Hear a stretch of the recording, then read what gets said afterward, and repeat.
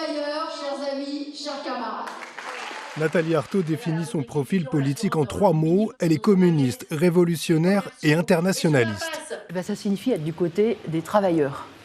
Parce que quand on est travailleur, quand on doit gagner sa vie, eh bien, on est exploité, on voit les richesses qu'on produit être confisquées à un pôle. Et quand on appartient au monde du travail, eh bien, on vient de tous les continents. Voilà, c'est le camp des travailleurs, il est internationaliste.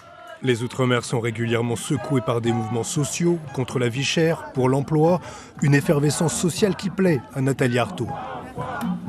Ça me rend toujours très optimiste quand je regarde cette révolte. Mais je crois qu'il y a aussi cette histoire de colonisation qui fait qu'il y a un peuple qui est souvent insurgé. Voilà. Donc moi, je me reconnais dans cette révolte-là. Elle ne pense pas vraiment accéder à la présidence de la République. Ce qu'elle veut, c'est que les travailleurs prennent leur destin en main.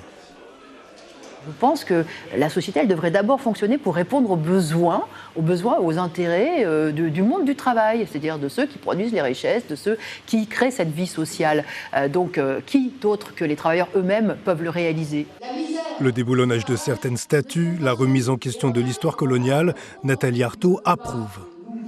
Oui, je le comprends, j'en suis totalement solidaire. Et ce qui est révoltant, c'est de voir que finalement les descendants des esclavagistes sont encore ceux qui tiennent le haut du pavé. Voilà, et ça, c'est révoltant. Donc le combat, il doit continuer. La candidate lutte ouvrière est pour l'autodétermination des peuples, comme en Nouvelle-Calédonie. Mais pour elle, la quête d'indépendance n'est pas une réponse suffisante. La véritable émancipation pour le monde du travail, c'est finalement de prendre le pouvoir lui-même. Donc voilà, c'est pas seulement l'indépendance, c'est aussi un gouvernement des travailleurs. Il y a 5 ans, Nathalie Arthaud avait recueilli 1,7% des suffrages dans les Outre-mer.